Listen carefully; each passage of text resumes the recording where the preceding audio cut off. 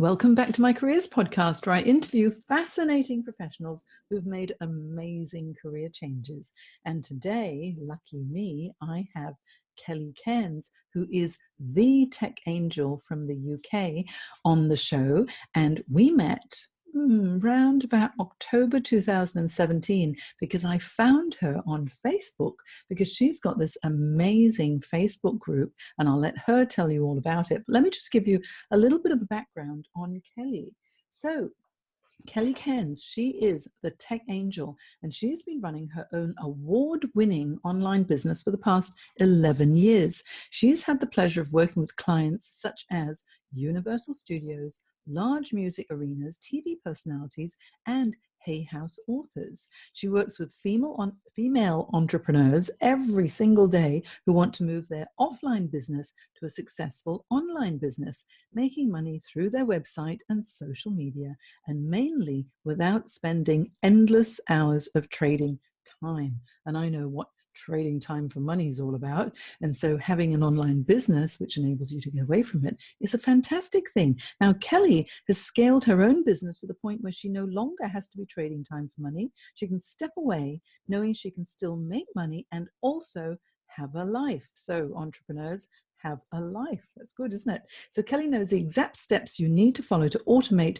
your business. She's won numerous awards, most recently VA of the Year for the Northeast of England and runner-up VA of the Year for the entire United Kingdom. So let's find out a little bit about our tech angel. Welcome to the show, Kelly. Hi. Thanks for having me. Well, I was so excited when you agreed to come on the show because I have been part of your Tech Angels Club on Facebook ever since October last year. And because of you, I've started Facebook Live videos and I'm really enjoying video. And anyway, before we go into all of that, let's find out about you and your career journey, because this podcast really is to find out how people made successful transitions, either into new roles or their own business, or how they might have changed industries. And you've done a little bit of all of those, haven't you? Yeah. I mean, I think it's whatever I've done from the beginning, it's always been a stepping stone anyway to where I am now. So I have. So it's been insightful. Well, let's find out about you, Kelly Cairns, as a little girl, and when you were growing up, wherever you were growing up, and I believe it was Wales. Where you grew up? Yes, there you go. And when you were young and you were growing up, and say a young teenager, what did you have in mind when it came to your career? Well, I was born in the 80s, but I always call myself a 90s kid. So I grew up kind of like in the 90s, and my both sets of grandparents had their own business. So I knew that I always wanted my own business. But back in the 90s, the perception was only the middle class or the higher class people had their own business, because I grew up in the valleys, as you say, in Wales, and it was very much mining community and working class community. So I never ever felt that I was ever going to achieve that. So I just put myself into education, went to college and found myself an office job. But my aspiration from when I was 11, because I went on work experience with a friend who had their own business, was to have my own business. I didn't know how that looked like. I didn't know whether or not it was going to be achievable, but it was just something that I wanted to do. Where all my friends wanted to be nurses or hairdressers, I just knew that I didn't want to work for anybody else. I could see how that kind of, at the time, not freedom because I was just a little girl, but I just felt that I wanted to be like my grandparents. So entrepreneurship was really in your blood. Yeah, if you look at that way, I mean, my mum, she was the care provider, so she never really worked when I was younger, and she worked when I was older. So I am very much from women stayed at home and looked after the family, and the men went out to work. My dad worked in the pit mines, and he was also a door-to-door salesman, so he's very working class. But it was my grandparents, I think, that instilled that passion of not wanting to be like that. I wanted to be like them. Oh, how fantastic. And so what happened? So from school days onwards, what did you do? School, I absolutely hated it. I never went. You know what? Most entrepreneurs hated school. So there you Oh, go. honestly, I hated it, and I never went. My parents didn't know I went. They do now, but I just never went. I never turned up at school, and I just absolutely hated the whole experience. But then I realised that actually, to get ahead in life, you do need an education. So I knuckled down when I went to college. I didn't want to go to university because I felt that it was going to be a waste of my time, and I just really wanted to just get in there and started to get experience. So I landed my first job as I finished college, in a local business, in a damp proofing company. So I was the secretary, and then I moved on to a housing association, and I had numerous posts in there. Just kept kind of digging away and chipping away and getting promotions and just being where I wanted to be. And I had an amazing career in Wales. But then I met my husband, and I decided that I'm going to go on this massive adventure and move 300 miles north. So I did that. And then I got a job in the NHS, which I absolutely loved. I left there as the team leader, for the dental team for the whole of the Northeast, which was fantastic, and I loved it. And that kind of gave me the passion to want to further myself more and help people more, because I had that role where I was very much the person helping them. I would help, like, even the IT department when they got stuck, and IT wasn't even my job. So it was all of that. So all of that learning and teaching and all of that was just something that I knew that I wanted to do. And yeah, I guess that's kind of where I am now. Obviously, I was in the NHS and I had an amazing career, but then I had kids, and my youngest one had difficulties. I mean, if anyone's followed my journey, you'll know that he's autistic. So childcare was a nightmare. He was ill all the time, so I was having to take time off work. So I just started to do some freelance stuff, to try and just get my business off the ground. And it just all happened by accident from there. And here I am 11 years on. Yeah, isn't that amazing? You know, because Yeah. so often, you know, you've got a career and you're going down a certain path, and then our values change so much when we get married and we have children, and then you need, you know, to really take care of the kids because, you know, there might be any issues, and and I have family members also who are autistic too, and so I just know how much time and effort you need to spend on them, so that, you know, they can grow up to be happy, healthy, and, you know, amazing individuals as well. And so you probably wanted to spend more time at home to be with the family, but then you still wanted to have your own thing. So is that when you came up with an idea to set up your own home-based business? Yeah, I mean, do you know what? It wasn't an idea, because I think nearly 12 years ago now, I think in the UK, being a female entrepreneur and working from home wasn't a massive thing. It wasn't something that was well known. So it wasn't as if I saw loads of people and I wanted to kind of follow suit. It just happened accidentally. So I just started looking for things online that I could do. So I put something in Google, searching admin work from home, because I thought, right, I'm just going to start from the basics. And I just found a few things that I could do. So I started just doing formatting documents for people, for like estate agents and things. And then I thought, actually, I could make a career out of this. I could actually do this full time. So I just did a lot of research and found the term virtual assistant, which I'd never, ever heard of before.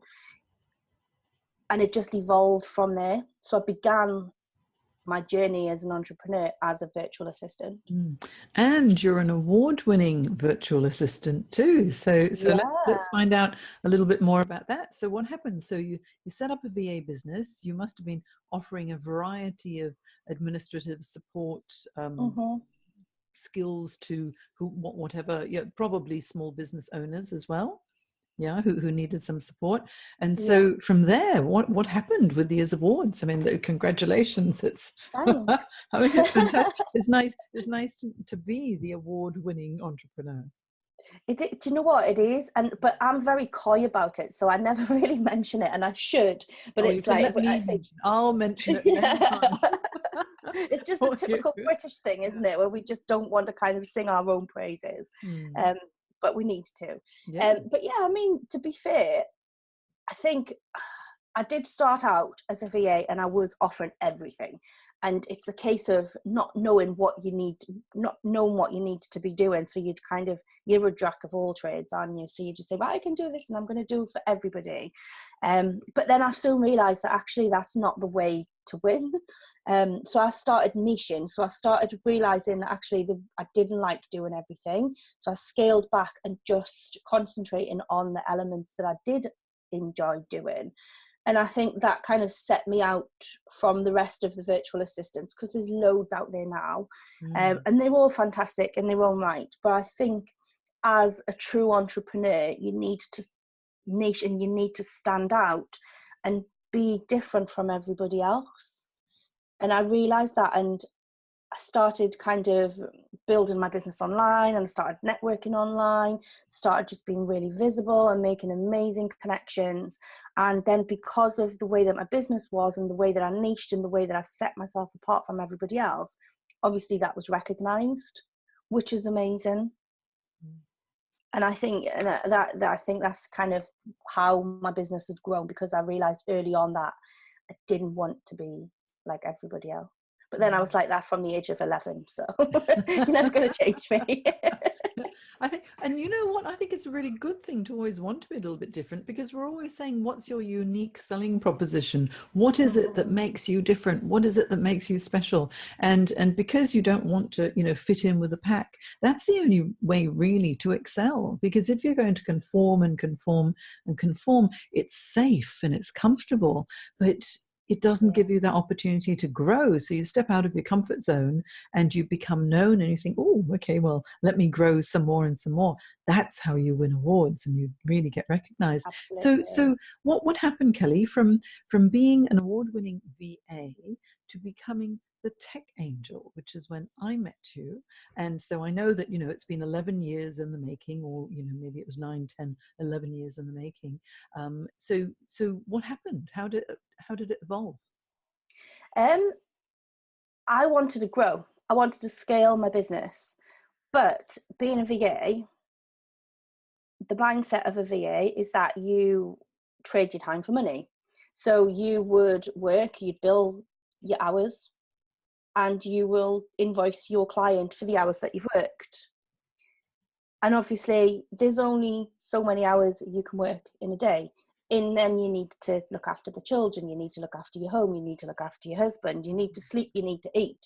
So you're limited to the number of hours that you can actually work, and therefore you're limited to how much you can actually earn. So I felt so constricted that I didn't want to be like that. So I would, in the holidays, for example, in the summer holidays, I'd have 6 weeks out because I couldn't work when the children were very young. I had 6 weeks out and 6 weeks with no income. And then by the time you've come back in September, it used to take me about 4 weeks, to kind of gain that momentum again and start getting more clients in. So you were talking 6 to 12 weeks of no income, and that's huge. And that was stressful and wasn't a very nice experience. So I thought, you know what, there has to be something different. Something needs to change, because it wasn't fair on me, it wasn't fair on my husband, who was supporting us all at the time.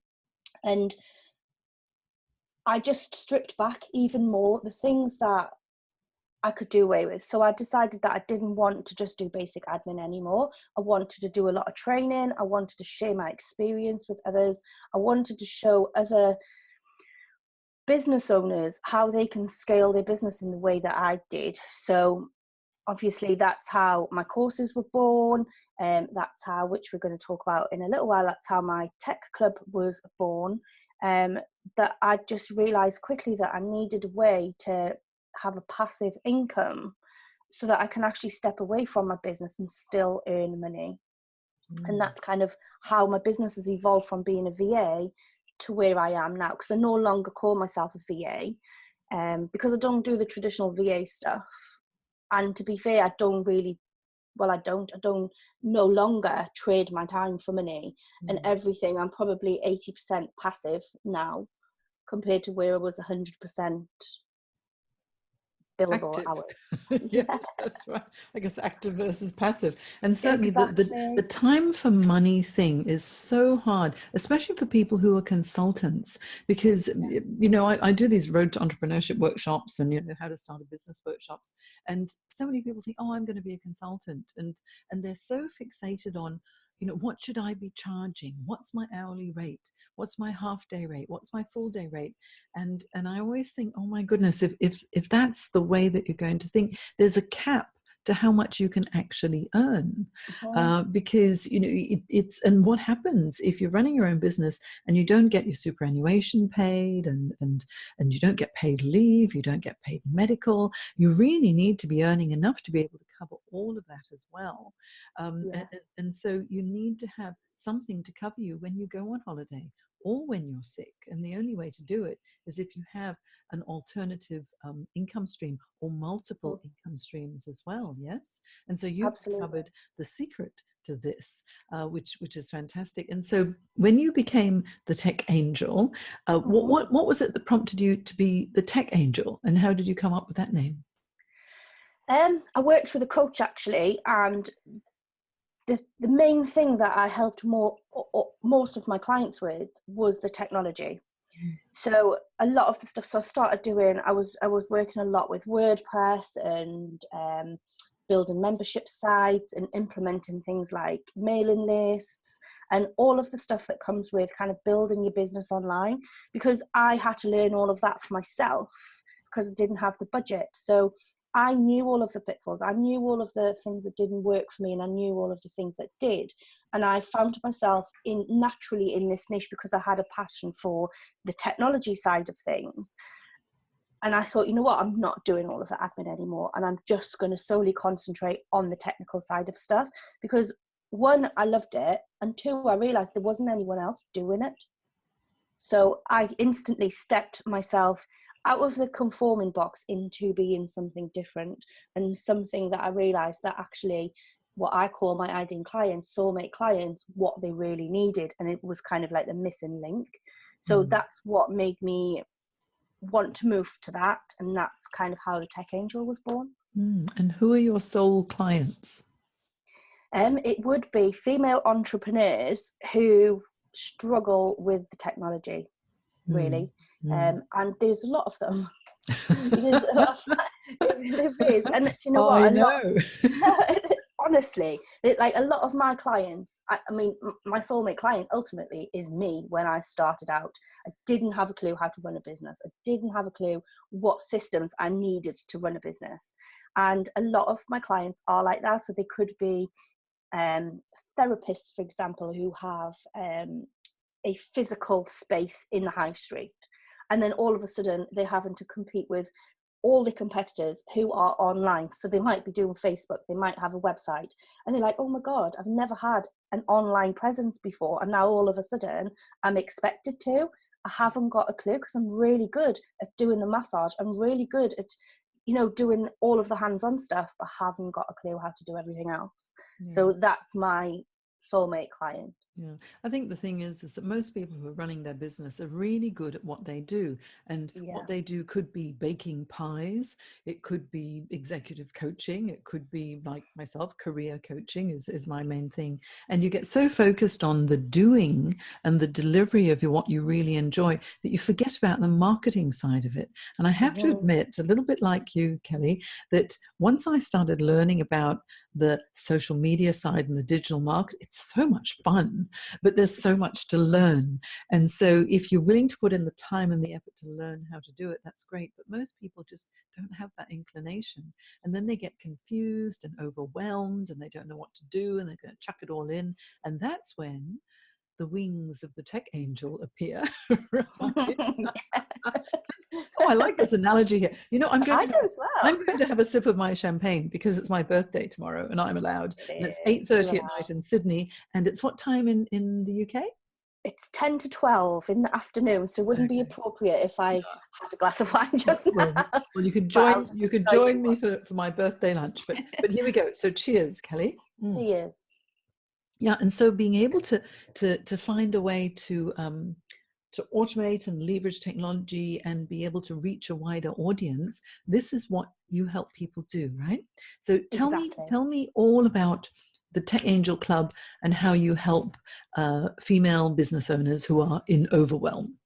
Okay, so first and foremost, I have my Facebook group, which is the Tech Angel Club, and that's a free group where people can come and get support from me, support from others. Aside from that, I have got my online VIP Tech Angel Club, which is a step further from the group, where I have all of my training. So there's videos, there's workbooks, there's guest VIP. So I get, not only, because I know I don't know it all, so I get other people to come in and offer their insight and offer their expertise as well, to really give you kind of an all-round support. As well as that, we have monthly live Zoom group calls where all of the members come together and we all just have a chat and a coffee and support each other and get accountability. So I know that there's people that struggle with the technology. I know that perhaps they want to learn it for themselves. I know they haven't got a budget perhaps to outsource. Maybe they want to get new skills. So that's where you would come in to the VIP Tech Angel Club, where you would just get your hands on all of this amazing training. So there's things like all of social media, there's how to create sales pages, what they're about, what makes sales pages amazing. There's website training. What else is there? There's just loads. I can't even think off the top of my head. There's hours and hours and hours of videos. And it just makes a difference, doesn't it, having that resource? Because when I started, one, I didn't know what software I wanted. And then two, when I realized what I needed, I didn't know how to use it. So then I'd spend hours on like YouTube or Google just searching for silly little answers that might just take 2 seconds of somebody's time to say, you need to do it like this. But I would spend hours and hours trying to figure it all out. And that's why I've got the VIP Tech Angel Club, because I realized that people haven't got that time. All they want is the answers to their problems right now. And it's in there. And if it's not in there, then they just come to me and say, Kelly, I need to know how to do this. And I create it for them. I think it would be so, I mean, it make life so much easier for anyone who's thinking about setting up a business to get it right from the beginning, because you're absolutely right. It's like, sure, we can Google stuff and we can go onto YouTube and watch videos to learn, but that learning process takes so long, and you're getting a little bit here, a little bit there, and it might not actually match up, and you might be using one system and the video might be about another system, and sometimes you just get really overwhelmed. And I find a lot of people say that they're constantly feeling in overwhelm because they're trying to do everything themselves. And, you know, there's nothing wrong with saying help. I need a bit of support. You know, I mean, it's actually quite sensible, rather than getting yourself all stressed. And so with your the people that you help, are they budding entrepreneurs, or are they quite far down the track with their own business and they just want to get more online, or is it a mix?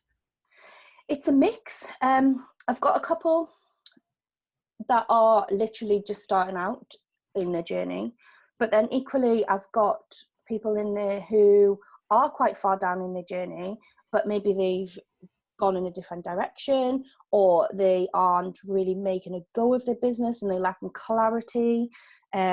So they just come in and say, right, I'm stuck. I don't know where I'm going. I don't know who I'm working with. I don't know what systems are best for me. I can't find where my clients are.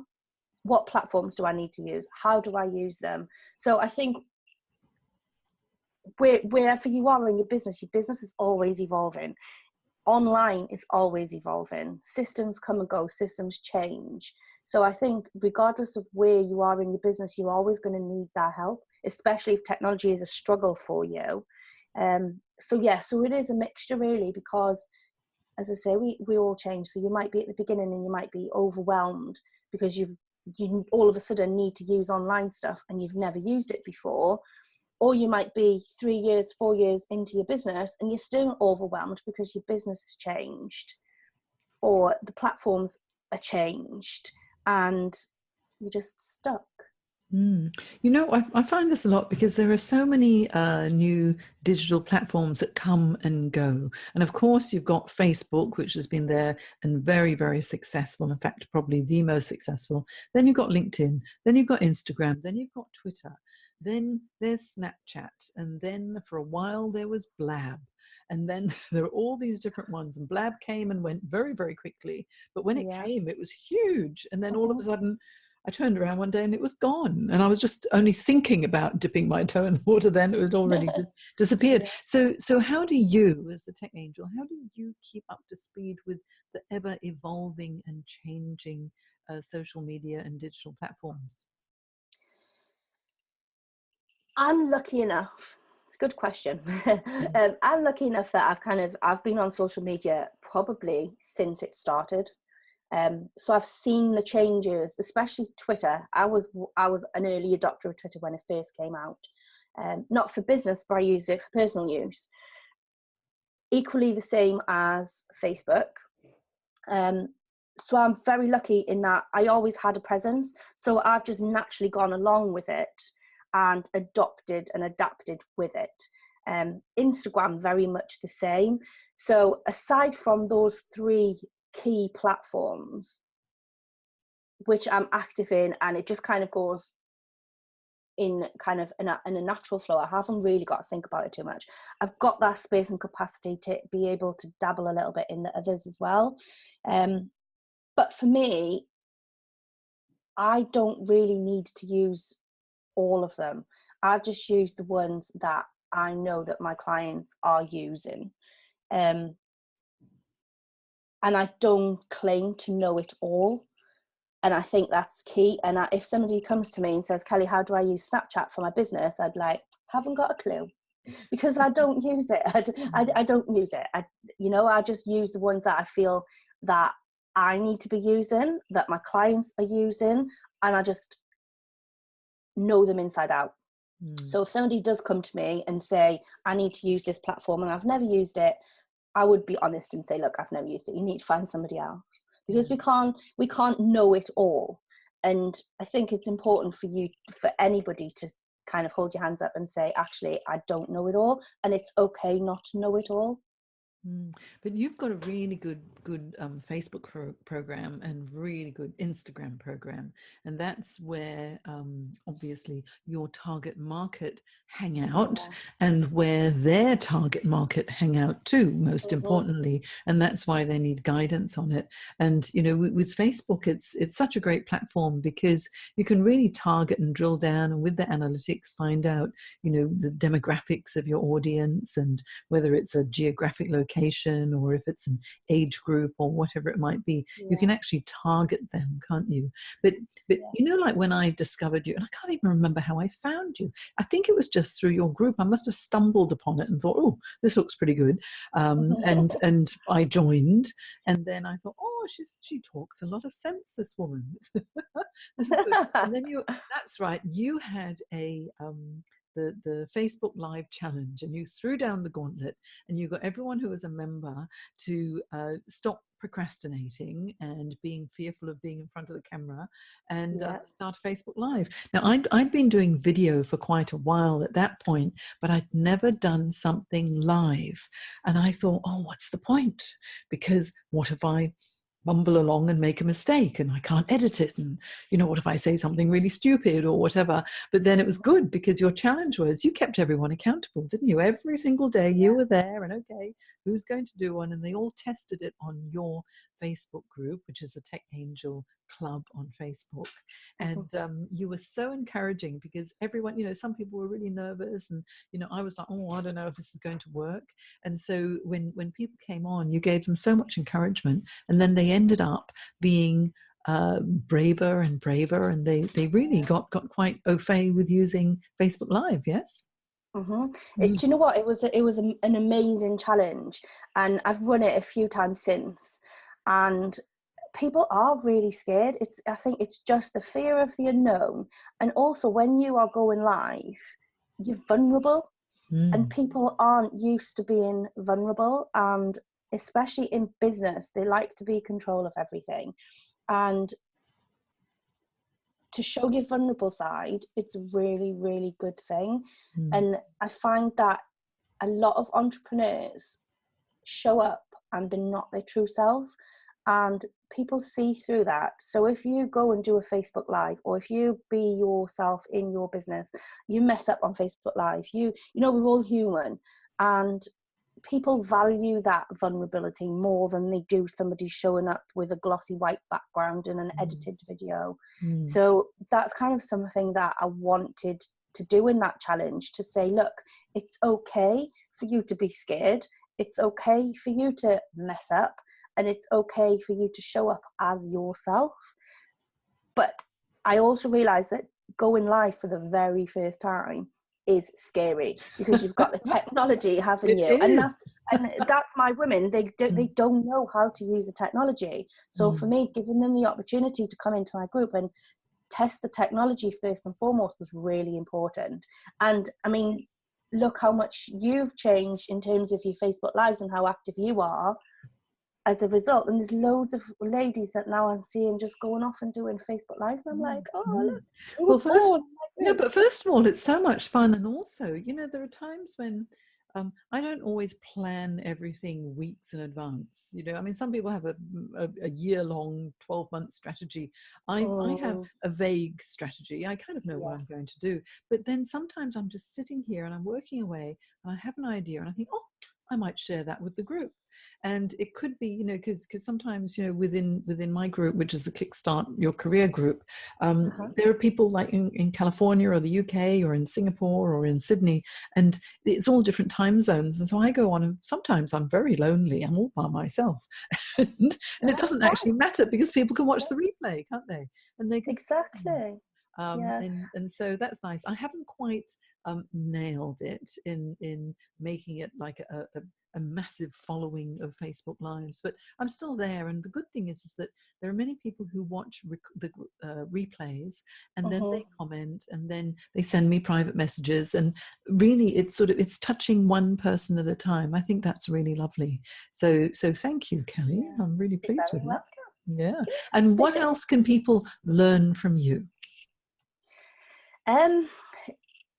At the minute, I mean, my big thing is obviously learning how to get that clarity in your business, because I find that the ladies that come to me, they'll be like, I know how to use, I've done your Instagram course, I know how to use it, I've done your Facebook group challenge, and I want to grow a group, but I don't know what I'm saying, I don't know what I'm posting.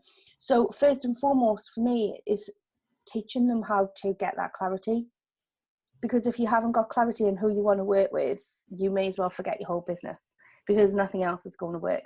So I'm very much teaching people that you need to have clarity before you can have the direction, and to build your business organically without the need to pay for Facebook ads.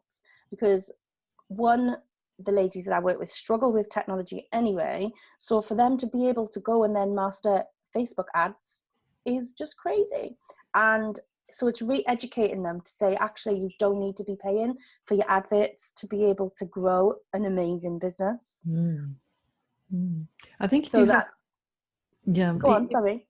Yeah, if you have like an organic following and people are following you because they like what you say and they like what you do and you're providing value, I think providing value at the right time to your audience is the most important thing, rather than, you know, pushing and selling or whatever. I mean, obviously everyone needs to sell something because they're in business too, but people always do business with other people that they know, they like, and they trust.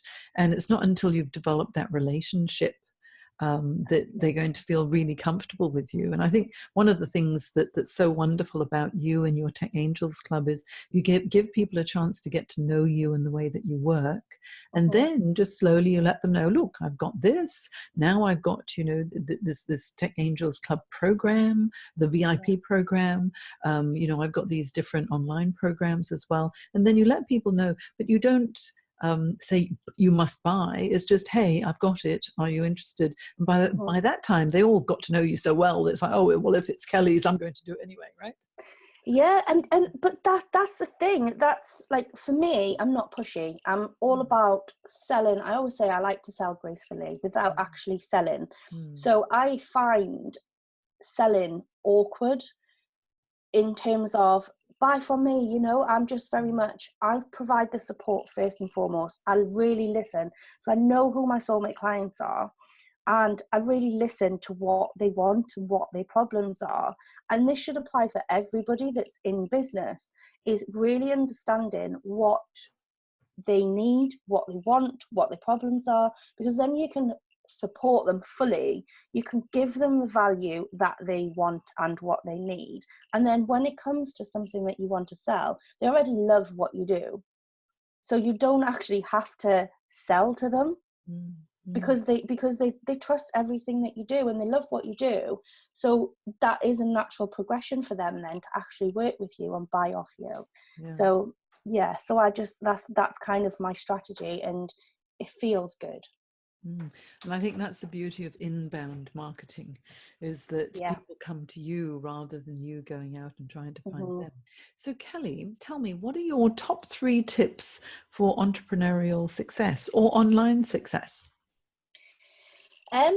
Okay, number 1, as I've already said, is the clarity, because there's no point on being online, there's no point trying to sell, there's no point having a presence if you don't know who your soulmate clients are and what your intention is. So what I mean by intention is, what is your end goal? What do you want these people to do? So who you want to work with, what do you want them to do when they kind of see what it is that you have to offer? So having that complete clarity around all of your business is really, really key. The second one is be yourself and be okay with being yourself, and not worrying about what other people think about you. Because I find that a lot of the ladies that come to me go, I can't do a Facebook Live, or I can't do this and I can't do that, because what will other people think of me? What if they think that I'm a fraud? What if they think that I'm lying? And this imposter syndrome, as everybody calls it, really stunts the growth of somebody's business. So you have to step into, I am good at what I do, and be confident with it. Share your story and be yourself. Like, you don't have to show up all pristine and in a suit and in a clinical environment and all of that. It's fine that you do your Facebook Lives in your car. It's fine that you do your Facebook Lives, you know, wherever you are, because you're showing up as your true self, and people want to work with you as the person rather than somebody that's not real and authentic. And then my last one is ask for help, because I think in business we might go on social media and we might follow some people and we might look at them and think, oh, they've got it all sorted. They know what they're doing. They're being a success. And why am I sitting here and I can't achieve that? So you have to ask for help, and it's okay to ask for help, because we all need help. We all need that support, because all of us don't know everything. And how people show up is not necessarily the truth. So don't believe the hype, and don't buy into the hype. And those people will probably got a lot of team behind them helping them. So they've asked for help in order for them to show up and be successful. So you need to ask for help and get help to be successful as well. Fantastic tips, Kelly. And actually, it's so true, because most of what people post is curated. And so you only see the good stuff. You don't see all of that hard work, because I always like to think of it as that iceberg, and you only see the tip of the iceberg. You don't see all that muck underneath the water when everyone's No, scrambling. Or maybe the other analogy would be like a duck. You're looking very calm, cool, and collected on the top, but the little legs are going like crazy underneath.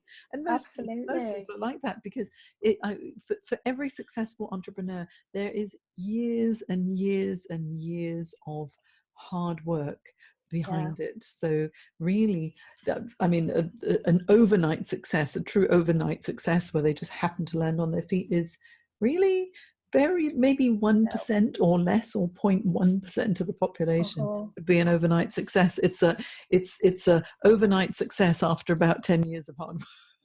So, Yeah, it's about 10 years after 10 years of hard work. But then sometimes somebody might be in their third attempt at a business. yeah. It's not something that happens overnight.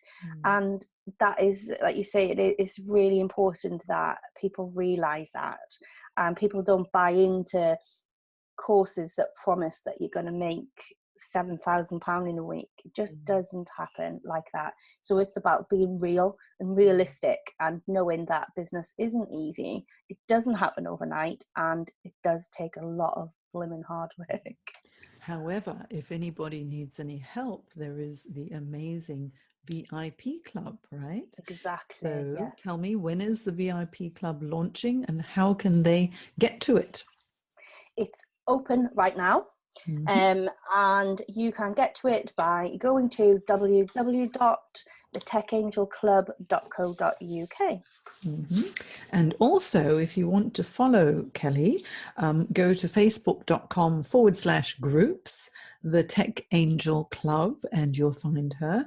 And I'll also have all of Kelly's websites and social media links on my show notes on janejacksoncoach.com, so you'll be able to find her and follow her and learn an awful lot from her, as I have done as well. And so I have to tell you, I'm very excited, because in 3 weeks' time I'm going over to the UK to see my daughter, and I'm having a family reunion up north. And guess where Kelly Cairns is? Up north. So we're going to meet in Durham, aren't we? We are. It's going to be fantastic. I'm really excited about It's that. going to be so much fun, because here we are, we're It is. looking at each other. I feel like I know you so well already, having met you I know. virtually on Facebook in October. But then now we're going to meet, and we'll do a Facebook Live, and I think that's going to be great fun. So It will be really fun. I know. Isn't digital amazing? You get to It make is. you just meet some fantastic people. And Yes. I was very privileged to meet you, Kelly. So how I good is know, that? likewise. It'll be Yeah, good fun. it's gonna be good. It'll be an Yeah. experience. We'll have lots of photos. Okay. Yes. So thank you so much for your time. It's now getting a little Thank bit late in you. Sydney, even though it's just your lunchtime in London. I I'm going to go know. have my glass of bubbles, and when I wake Yeah. up in the morning, I will be a year older, because it's my birthday. And so Yay. we'll celebrate Kelly together in Durham. Exactly. Have an amazing birthday tomorrow. Thank you. Thanks so much for coming on the show. It's been You're really very fun. welcome. Okay, bye. Bye.